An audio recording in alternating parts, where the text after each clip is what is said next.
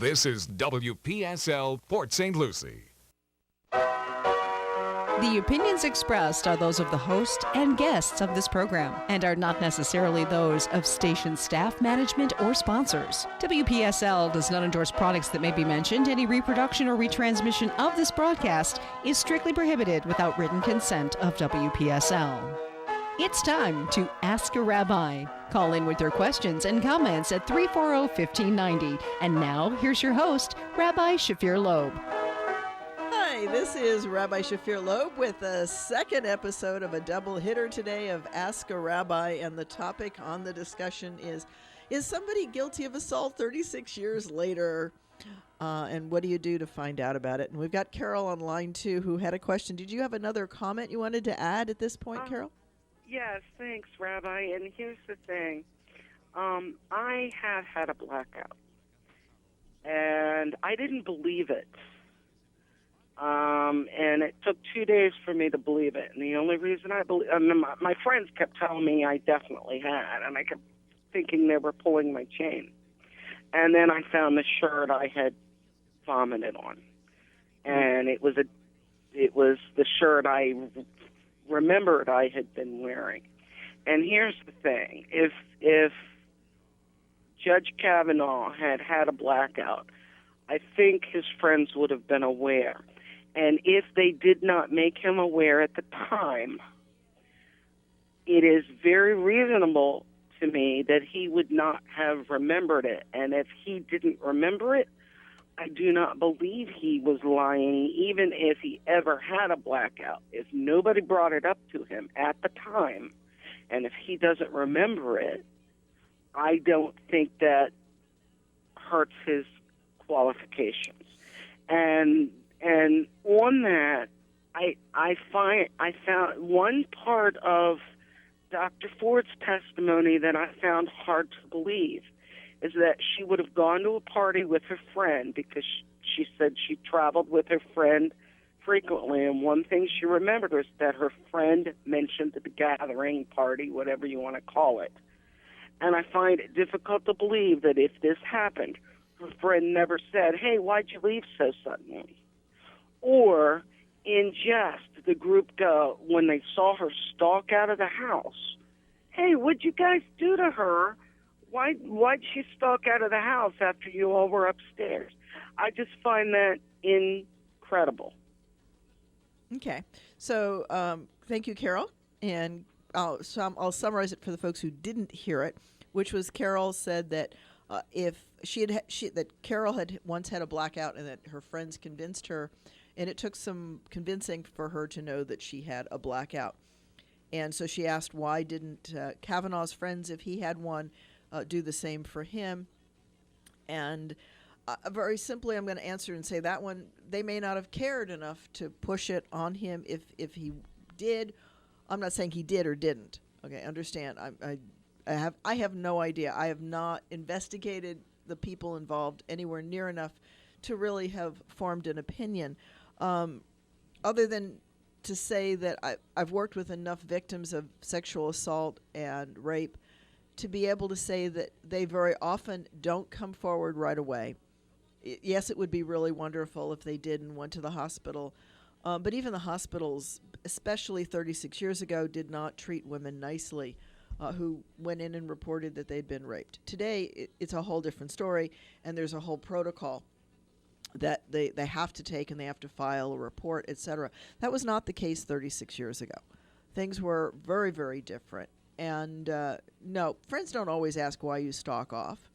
Sometimes they just say, oh, whatever happened, they'll get over it. And unfortunately, we weren't there. We really don't know what went down or didn't go down. But her ride was also willing to leave at that point in the party, but we still don't know who the ride was. Yeah, I think there's holes in the story. Well, I think there's certainly enough questions that it needs. I guess the part that bothers me personally, about this, is that we're not getting answers. I think it's a big enough question. But haven't they asked everyone who's been named? No, they haven't talked to a lot of the people. My understanding But she said there is, were a handful of people at that party. Didn't she say like 4 boys or something like that? And my I understanding missed that is, part. my understanding was that the FBI did go back and re-talk to all the people she named and a few people he named that she didn't. And none of them have corroborated it. I believe that they were not allowed to contact everybody. But again, I've not read it. I've not read. FBI, can't they do what they want? No. Oh, No, okay. the people- I just always thought that- No, their hands were No, tied the on people, this. They were the people they didn't contact were anyone who came forward newly. My understanding is they did contact everyone she named and a few people he had named that there was an instance in his testimony where he talked about going to a house, and one of the senators said this could well be the event because all the people she named were there and there were a few others. And my understanding is they went back and talked to them too. Unfortunately, that report is not available to the public, so we will not know. And I wish we had nonpartisan folks. I wish we had, non-biased folks telling us what's in the report or not in the report. But that's not the case. We're not going to get that. The challenges are, and I know this from my own case, which was not anything approaching this. Hold on a second, I've been Carol. assaulted. Understand. It didn't actually go to rape because I did pull my gun. Okay, well, I'm proud for you. I'm happy that it And worked. the thing is, they did arrest him, but not for the assault. And this was within this decade, and this was in this city. And they told me if I had shot him, I would have been arrested, and that the problem was I had opened the door. So when you say there were problems 36 years ago, I can understand because there are still problems. There are still today. problems. You got it.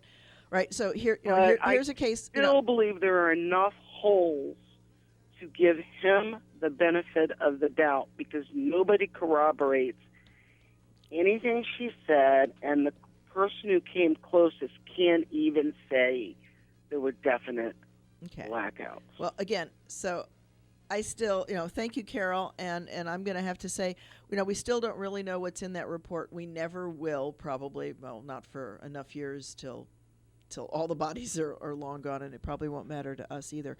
But you're absolutely right that there are still so many problems. I can hear the pain in your voice when talking about, here's an assault. So it's still tons of problems. One of the other issues, I'm going to diverge just a moment on Judge Kavanaugh. Everybody's making a little bit of light about the drinking. Drinking is not just 17 when the law is 18. It's 17 when the law went to 21. So it's not just a little bit underage, it's significantly underage, if that's the case. And if he's a heavy drinker, okay, I understand. But now she was 15 and she was there to drink too. Again, it doesn't. Yeah. And if none of it's good. None of it's good. Yeah. And if you're gorgeous and you're 12 years old and you're walking in the hood, that's still not justification for getting raped. It's still not justification. It's a contributor, but it's not justification. Right. Well, no, it shouldn't happen. But then you have to know that it could, and you have to take precautions to not let that happen to you. And you would hope that people do, but again, kids are not always bright. Little girls think it's cute to wear sexy outfits. They don't think that some pervert is going to get aroused by it. And in reality, somebody who's doing sexual assault is really not aroused. They're aroused by violence, not by sex. And, the sex is an excuse. So, no, the cute little girl walking down in a sexy outfit who's gorgeous, it's not because she's sexy and gorgeous. She was there at the right time. It wouldn't really, if you have this person that you just described, it wouldn't matter who's walking there. Right. If it looked like somebody he could take advantage of, he would. Right, and somebody. But I don't think Brett Kavanaugh is that person. He was a kid too. He was a kid too. I just don't know. I am bothered at one level by the amount of defensiveness. That's really the bottom line for me. I'm like, why is he that defensive about it? I don't have. I think the I answer. would be pretty desperate too. I don't know. Again, I'm dealing with other cases where I've worked with the victims, and I've worked with some perpetrators as well. It's an interesting. It would take more time than the system was given to come up with the real answer, and that's the part. Personally, that's the part that bothers me. Is, here we have a fairly big question. Enough question has been raised that it warrants, for his sake, the way it's going down, he's never going to be innocent in a lot of people's eyes, because there has not been a thorough investigation. And unfortunately, people are deciding guilt or innocence on party lines right now, not on the facts. Yeah. And but the whole story was brought out because of party lines, because the Democrats sat on it since July. Again, we're not in the right place to really have that answer, unfortunately. Mm-hmm. And, those are all things that take some numbers. And I also know of somebody who was assaulted when they were 4, 5, 6, 7, 8, 9, 10. And you can look on my Facebook page and you'll see her blog about why it took her until she was almost 50 to come out and accuse her assaulter. And, so I'm not quoting something there that isn't in the public record. She's a blogger, so you can read her story. And there's all kinds of things like that. We are going to... So we've got... Okay, we're okay. All right, so please do give me a call. This is Rabbi Shafir Lobb, and this is session 2 of today's Ask a Rabbi. Give me a call at 772-340-1590. And so here we go, and I'm hoping that we can continue to talk about many different things.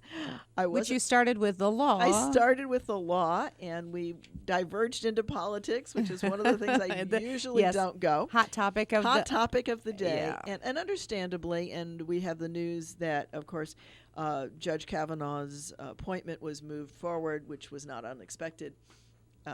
So for those who are getting that piece of news from me, there you go. You've got it. And we'll see where it goes with the continuation of the vote. And I guess the biggest part about that bothers me personally is that he really isn't cleared by what's happened. I'm sure that bothers him as well. I would hope it would. I would want, if I were innocent and in that case, I would want a thorough investigation that could clear me. But, if there's other skeletons, then you want to rush it through. And, I don't know. We'll see where it goes. We'll see where the future surfaces. I just have to wonder what happens next time. The next nominee, the next justice. I don't know. Time will tell. And we've got Carlos on line 1. Thank you for calling, Carlos. What's your question? I'm a little confused, and nobody can answer this question for me. I think 4 or 5 of the Democratic senators, when they were asking Kavanaugh, they said, we believe that lady, and we were prosecutors before we became senators. I think when you prosecute somebody, you're supposed to have the facts, right? And she provided the facts that there was 4 people there at the time, and one was her best friend, not an acquaintance, her best friend. Her best friend says that no, she wasn't there, that it didn't happen. The other 3 people say it didn't happen. So how is a prosecutor saying, I believe her when the evidence is not in her favor? Didn't we have the same problem back in the 1600s in Salem when they were accusing people of being witches? That's definitely a wilder field to go to Salem witch hunts. This is quite... Well, let's go even a little closer. How about Tawana Brawley back in the 1980s? when she accused of 7 police officers, and one of them committed suicide. They all lost their jobs and everything. And then she found at the end, she says, "Oh, I lied about the whole thing." Yeah, she was cutting stone. And there are certainly false charges. If you read the Scarlet Letter, if you read, there's all kinds of literature of false accusations and things that people didn't do that they get accused of. And that's why, as I said earlier, to me, if I were in that place, I'd want to be cleared instead of with a lingering doubt hung over me. But, everybody has their own agendas, and we all do. We all have agendas, me included. Everybody always has agendas. There's things that you want to accomplish. And the bottom line is we really don't have enough details. I think what those senators were saying is that the story that Dr. Ford brings forward hits enough of the common themes of those who have been victims. I get that. I get that. But for them to say they were prosecutors, you have to have facts to prosecute somebody. You can't just say, "Oh, the accuser, I believe him. I'm going to go and prosecute that person." No, you got to show facts before you even arrest the person. Well, in order to start looking for facts, somebody has to have a credible claim. But them saying that I'm a prosecutor and I believe her, that's just giving credibility to their statement. Yeah. They're what they're saying. They're not saying that they're ready to prosecute him. They're saying that if somebody walked into their office and told them the story that she's telling, they would start an investigation based on those claims. Right, and she gave them the facts. She said there were 4 people there. One of them was my best friend. I understand, Carlos. Not a neighbor. I just don't know. I'm lost. Well, I'm totally lost. Again, so what is this world coming to when somebody could just accuse me? Oh yeah, let's arrest them with no facts. Well, it's crazy. There's I'm going to refer you to hashtag me too. Yeah, hashtag me too. Yeah. Unfortunately, there's a ton of assault, and we've had several people coming up on my live stream that have been assaulted. I've got, as I said, I've got a blog posted there of somebody who talked about why she waited decades to come forward. And yes, it makes the evidence much harder, and people don't always remember because something that you don't talk about doesn't necessarily become significant in somebody else's memory. And if you're hiding it, you may even shush them when they try to talk about it. And then another but I would thing, remember that, and I'd be able to say that was the course of events. Right. I wish one more thing before I leave. Okay. And then she said that she was in the beach and somebody coerced her, to get on a plane because she was afraid of flying. Now there's over 30 flights that she took to several countries for vacation and all that. So every time she took one of these plane flights, somebody had to teach her how to get on a plane and go. The facts just don't linger with this lady. That's my opinion. So I hear you, and again, I'll come back and say I wish we could have a more thorough investigation to do it. So thank you for that, Carlos. And we've got Jim on line 2. Nope, we don't. So Jim can give us a call back. Jim can call back, please, at 772-340-1590. You do have to hold for a moment till we get the message that you're on the line and can work you into the discussion. So, are there holes? There are holes on both sides. Again, but I guess that's why we can't prove her story and we can't clear his story because we're not coming up with anything. Well, and we don't even know what's in what they did get to do, and no, they didn't have a free rein doing their investigation. They didn't get to do what the FBI normally would do, and they're not doing a prosecution kind of research. So that's another sidebar, right? They're doing a background search. That's a totally different animal.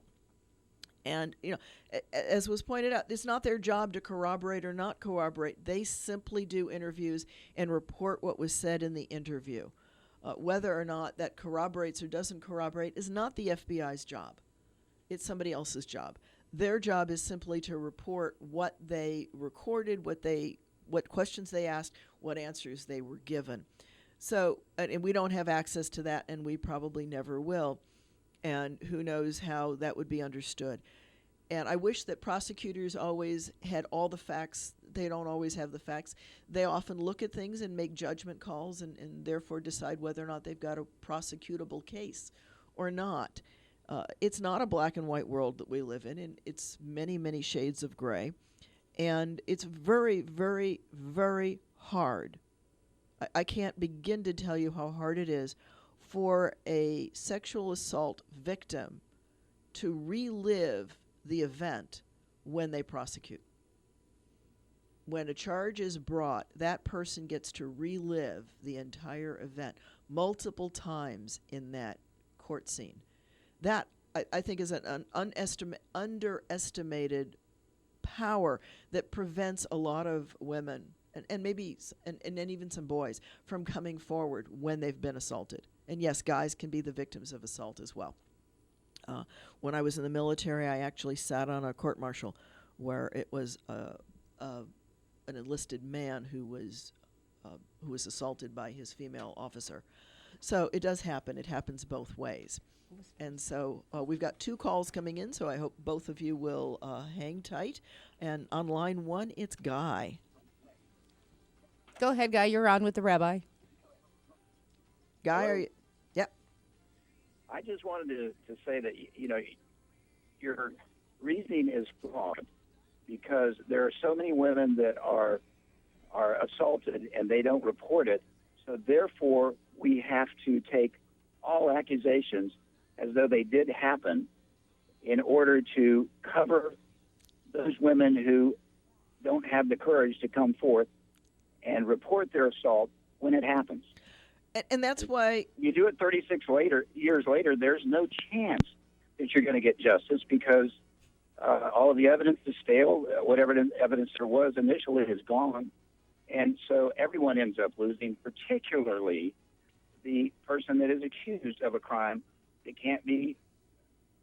I agree with you. I agree with you, Guy, that it is very, very hard for a victim of sexual abuse to come forward. Incredibly hard. The amount of, and that's actually one of the things. So let's go back to rabbinic law. That's one of the criteria that the rabbis use in trying to judge whether or not a claim is valid. If it's something that opens the person to harm, then their claim is considered credible until proven wrong. But it doesn't mean that the person they're accusing is guilty. Well, right. So in this particular case that we're talking about right now, but then it opens that person to to harm. Who do you harm. think was hurt the most in this situation? Kavanaugh is walking down the street, has done his very best to live a good life, has 20 years of experience on the bench, and you might refute the fact that if you're a lefty, then you're going to say he was a poor justice or judge on the circuit court. But the bottom line is, we would be a better country if most people were exactly like Brett Kavanaugh. But yet, this woman gets to come forth, make her claim after 36 years, and it will taint him forevermore, whether he sits on the bench of the Supreme Court or not.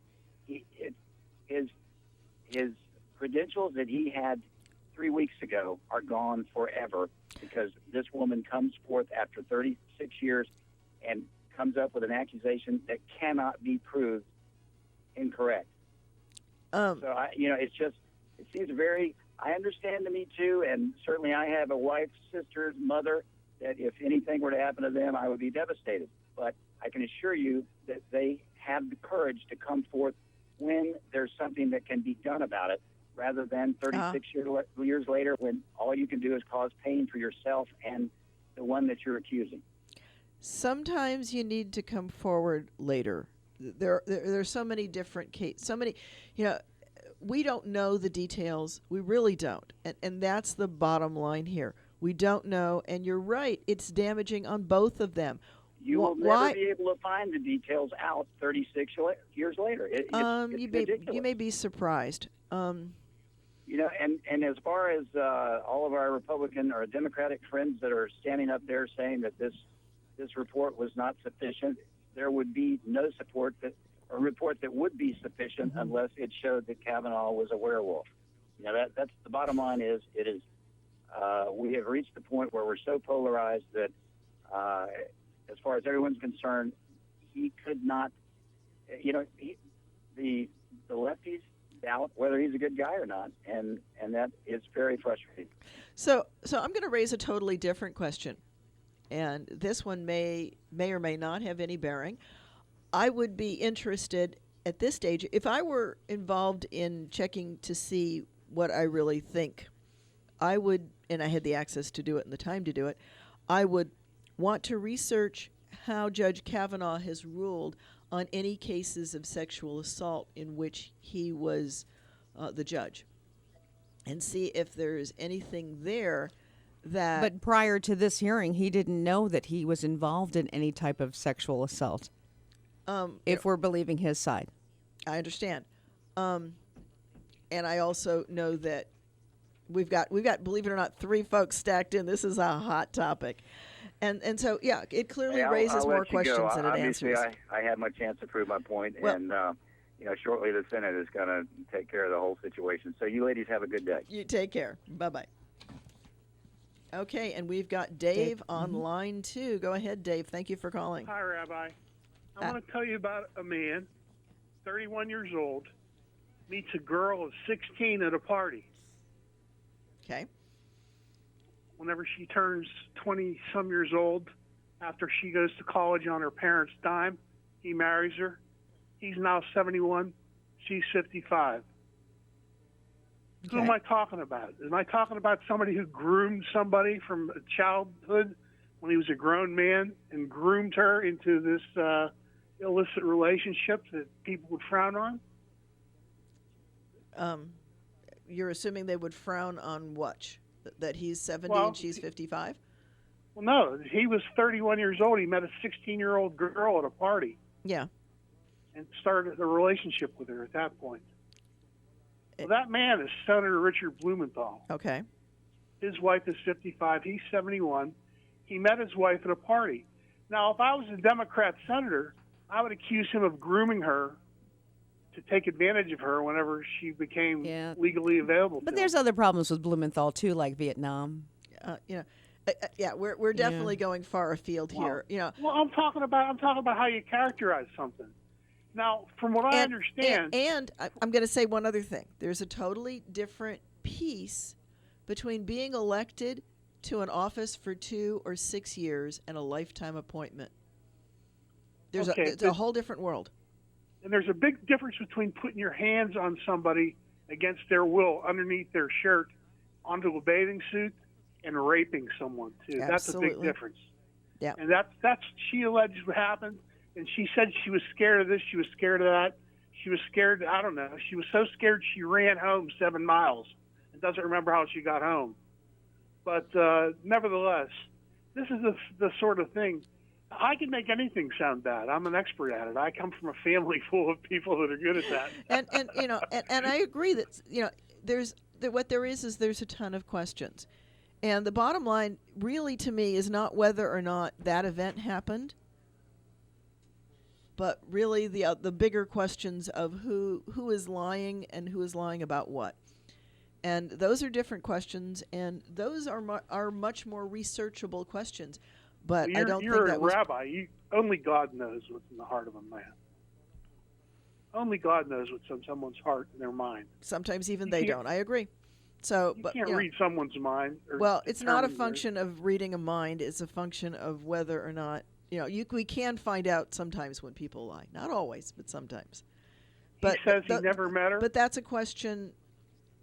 Well, and if he said that, here's the piece, right? If he says something like that under oath, while being, let me finish. If he says something like that under oath while he's being tested in front of the Senate, if you will, for his qualifications, that's a really serious issue if indeed he did. And whether or not he met her might be provable. He's made a lot of blanket statements that are researchable, but nobody has, and probably nobody ever If we will. could find that driver, we could find out whether or not this party happened. Yeah, maybe, who knows? It's an interesting piece, and thank you for that. And now we've got Jeff on line 3. Jeff, you're on the air with the rabbi. Yes. Am I with the rabbi right now? Yes. You are. Thank you for calling, Jeff. Well, thank you for taking my phone call. I know you're a extremely intelligent individual, and I got only 2 questions I have to ask about this whole thing. if I was really turmoiled about this, and this was me that had this, my first initial contact would not be the Washington Post newspaper. If I was so upset about this, and I was in such turmoil, I probably would have contacted somebody that could help me with my problem. I don't think I'd be leaning to contact the Washington Post. Second thing I got concerned with is she keeps saying about Safeway, Safeway, Safeway. This happened in 1982, Rabbi. That Safeway was not open until 1986. Okay, so that doesn't make any sense, does it? Well, okay, again, you've got me on a little couple of details. As far as I know, that Dr. Ford has been in therapy, so this is not the first time she's brought it up. She may not have named anybody in the therapy, but that's correct. She never named anybody. So, either. well, you know, and then she refuted that and said she did, and then she didn't, and she did. You know, for a person that's got a lot of degrees in her thing, she sort of seemed like she's not all got it all together there with her answers, considering she didn't even remember who she gave something to a week ago. And that's the concerning part here. You know, it's like, you know, if you smell a rat, there's usually a rat somewhere in the house. But I'm just trying to say, take your hand out. I fully agree, Jeff. Devastate somebody as much as she did, with, trying to do this, and not only her so much devastating. I'm going to have to go one step further. All these political people that are standing up, calling names, and putting stuff out there when they have no facts either, but they're going to sit there and grandstand on this, they should be ashamed of themselves, Rabbi. And there's nothing you can say to me that's not going to say that they should be ashamed of themselves, because they're the part of the problem with our country nowadays. Nobody wants to get together and talk like civil people. That's true. Everybody wants to get together and point fingers and scream and yell and call names. And the Me Too movement, I don't understand how they can get away with the screaming and yelling at people in their faces and stuff like that. There's going to be a situation where they're going to go up and do that, and then somebody's going to revert to the stand your ground law, and there's going to be issues. But I'm telling you, I saw on a Me Too thing the other day, a young man kicking a camera and kicking a girl in the head. Kicking her in the head, standing there on a whole videotape, talking about how I'm standing up for the women, I'm doing this. But what's he turn around and do? He turns around and kicks a girl in the face and knocks her camera down when she was standing there doing her business. So, Jeff.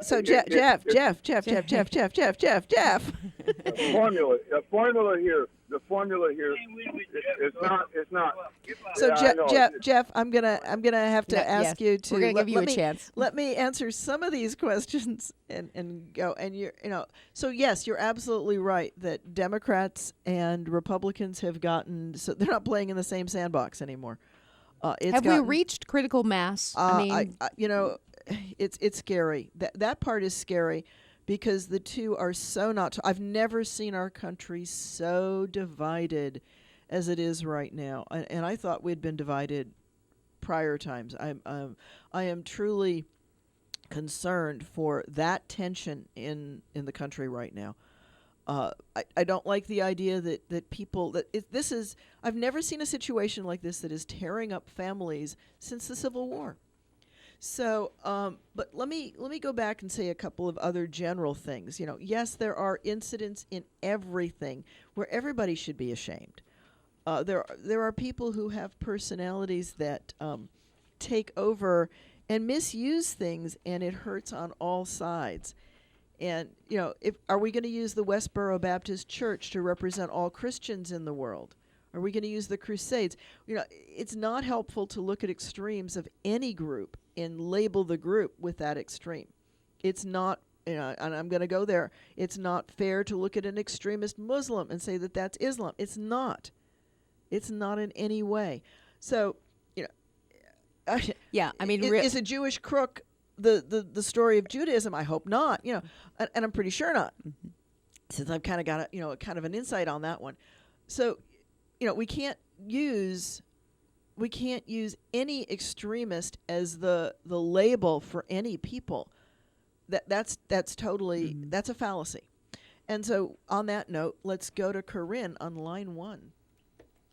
Not sure she's there. Are you there, that's right. Corinne? Corinne? Yes, Okay. Thank you for calling. It's your turn, Corinne. thank you. Why don't you leave the subject drop? It has been decided, and grow up. And that's all I have to say. Goodbye. Thank you for that. So Corinne says, drop the subject, grow up. Well, thank you. There's a part of me that never wants to grow up. I confess. I always want to stay young, and I want to stay amazed and surprised. Well, maybe not surprised at the world, but certainly amazed. So, are things decided? Yes and no, always. There's always multiple parts. So we'll see where things go. I wouldn't be surprised. I wouldn't be surprised either way at this stage, because it's so political, so divided. And where will be? I mean, I'm just now after today, and they did vote. But what happens next time? I mean, it's not done. There's still one more vote. There's right. still one more vote. But if there is another justice to replace, then what happens? I certainly hope that the powers that be at that point pick a less controversial person. I think any person picked by this president is going to be considered controversial. I don't know because of the divide that you just talked about. It could be. I've never seen the country this divided. And I don't think there's anybody who can disagree with that statement. We've never been this divided. We've never had such lines drawn. I've seen families fall apart over these issues. People that have been lifelong friends call each other names and never speak again. That's the big problem. We don't know how to. Neither side remembers that it takes two wings to fly. And somehow we've got to bring both sides together. And that I don't see happening. I see more and more division, and that scares me. That scares me at a level that I can't even begin to describe. I'm sure that communities are being torn apart by one side and the other side, and the lack of neutral reporting. I'll give that is contributing to the problem. That's contributing to the problem. People are lining up on sides, and I like to watch the BBC because they don't have a side because they're not even here. Yeah, well, you get more information that and you can decide that. Unfortunately, they're laughing at us for the most part, but we've never been as laughed at as we are right now for what's going on in our country, and that is kind of tragic to me as well. And I'm fiercely proud to be an American. I wore the uniform of our U.S. Air Force. Thank you. And that's where I learned to fire expert, not without some help. Yeah, we're Air Force too. Yeah. So so I have that background, and obviously I'm a rabbi. And I've maybe one time we'll talk a little bit about my background, because I'm also an engineer, and one of the kids in my congregation turned to me and said, "What have you not done, Rabbi?"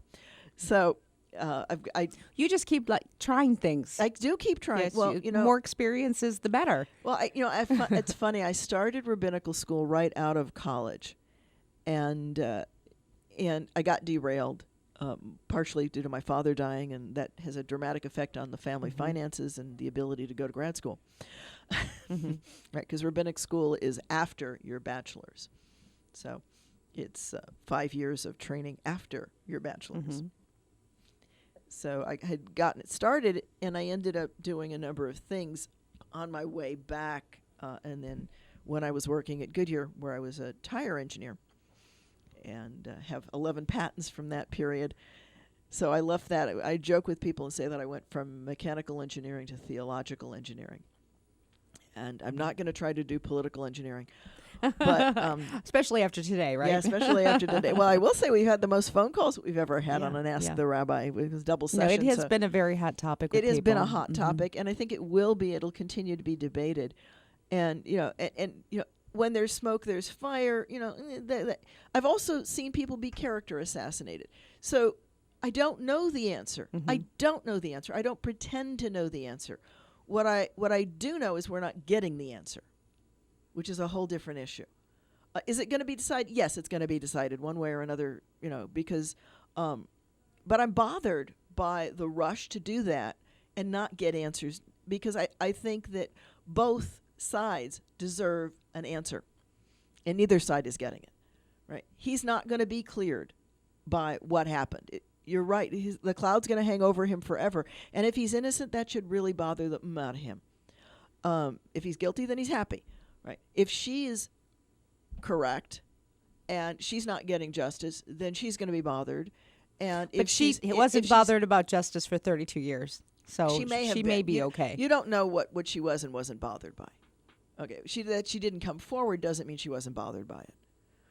And that I can tell you from other victims that I've dealt with. What I don't know, I don't know enough of what she says. Yes, I've seen the videos. Yes, I've read the stuff that's out on the public media. But I will tell you from my own experience, just as a psychologist will not diagnose somebody without looking at them and talking to them, the same is true here.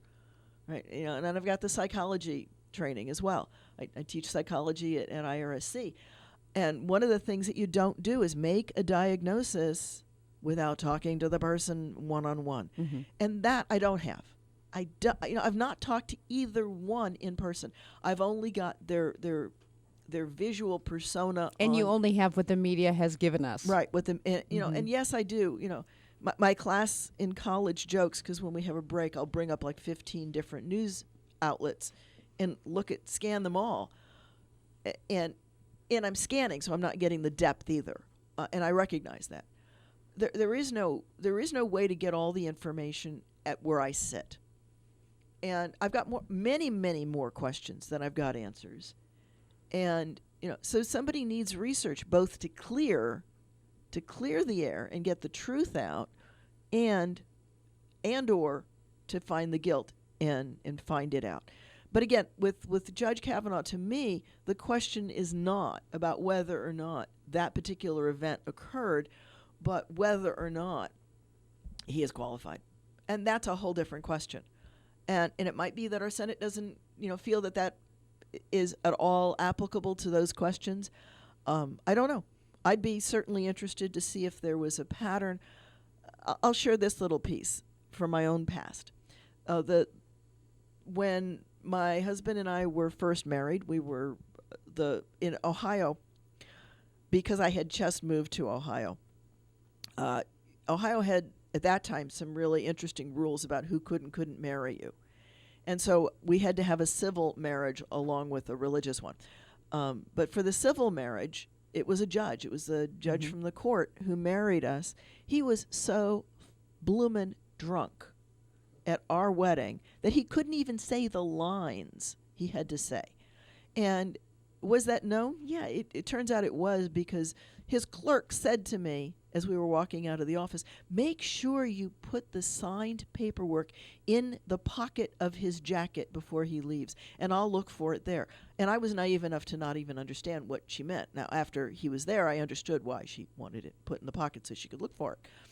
Because he was not going to know what he probably didn't even remember marrying us.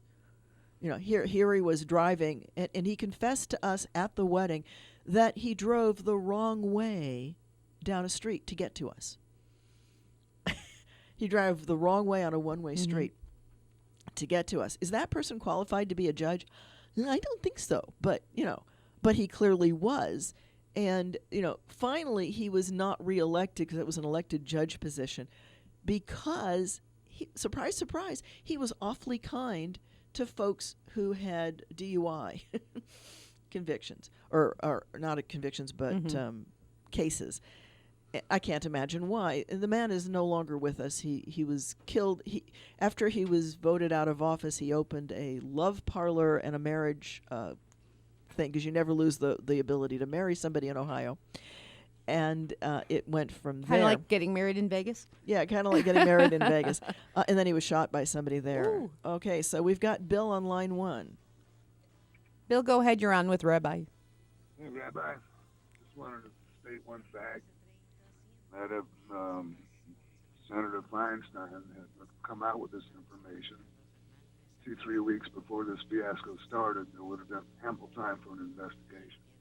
But instead, this was a cold, calculated move on her to stop this nomination. So, it could be.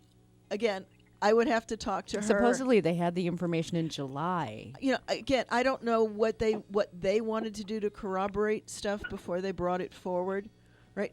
Once they have this information, they're not going to just jump on it without corroborating it, because they knew, I'm sure, if somebody came to me with that information, I would want to check things out. So I'm going to project and say maybe I don't know. I'm not privy to these conversations. I don't know what all they checked out or didn't check out. Certainly, Feinstein, I would imagine, and this is my imagination, would think, no matter when we bring this out, it's going to sound political. Should it have been shared with both sides the minute she got it? I don't know. And the reason I don't but know in is court because you would have to share with both. If there was evidence, surprises. Don't they have to share? No. Some things they do and some things they don't. Okay.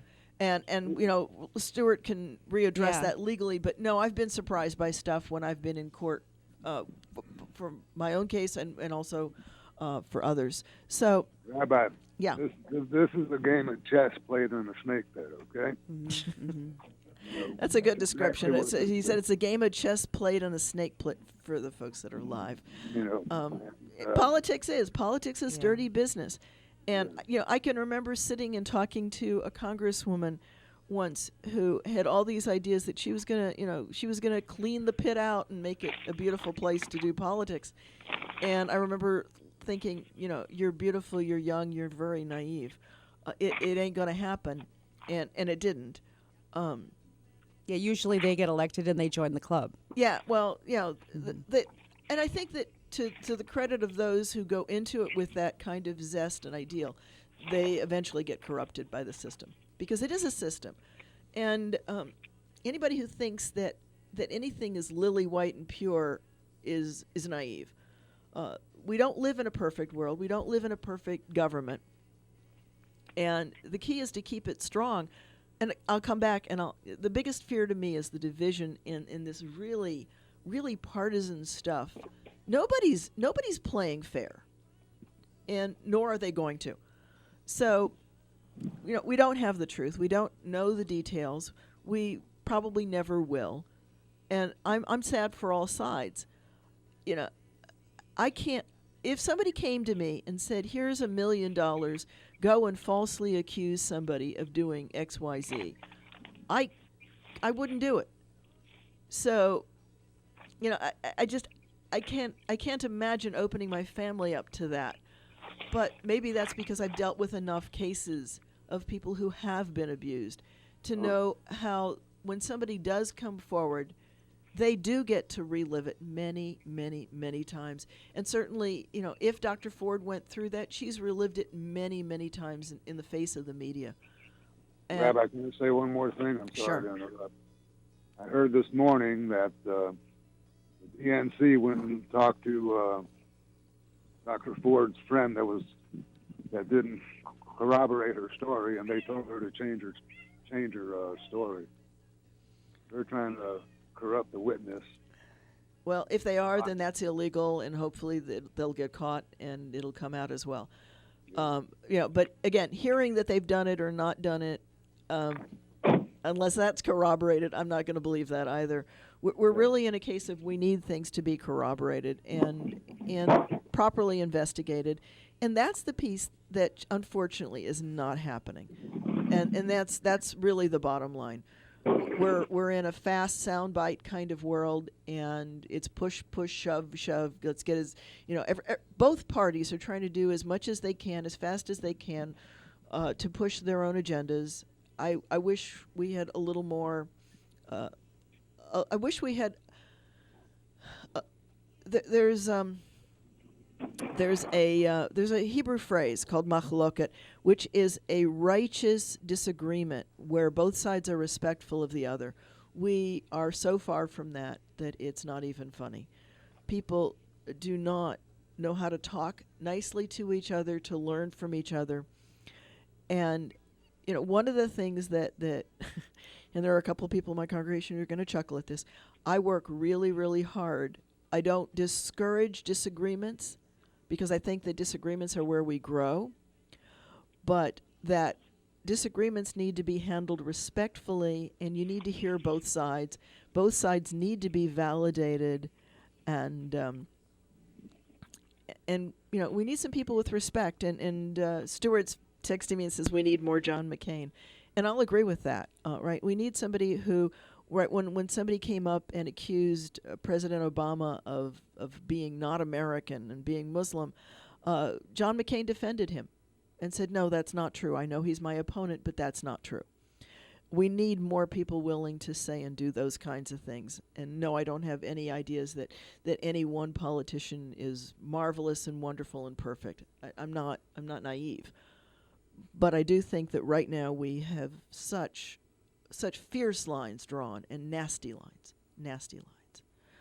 And I hope that we recover as a country. That's really the bottom line. So thank you again for calling, Bill. And thank you for everybody else who called. This has been an incredible Ask a Rabbi who knew that, well, religion and politics and law, what a great combination, right? Well, it kind of helped you get through 2 hours today. Well, there was no problem with we didn't even touch my topic, and that's fine. I'm going to end with one more reminder. We've got 3 minutes. I'm going to use one of them to talk about the Treasure Coast Expo. Please do come to that.